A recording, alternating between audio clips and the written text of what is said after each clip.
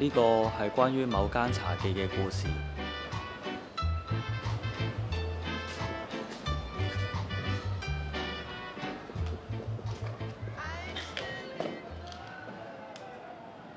喂，小姐，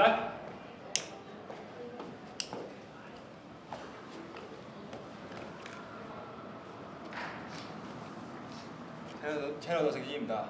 老豆，算啦，冇嘢啦。咩啊？又點啊？煩嘢咯。後生仔有咩好煩啫？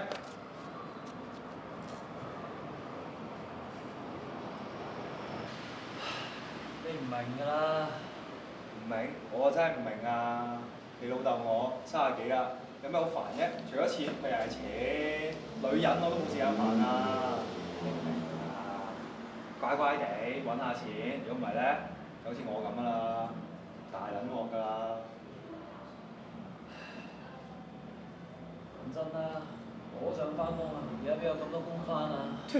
你自己唔揾啫嘛，聽日過嚟試下咯。真嘅。珍珠都冇咁真，聽日過嚟試一日，不過做得冇咁平。得啦，走啦。食少啲啦，飲啖奶茶算啦。無論開心定係唔開心，老豆同埋維他港式奶茶都會陪住我。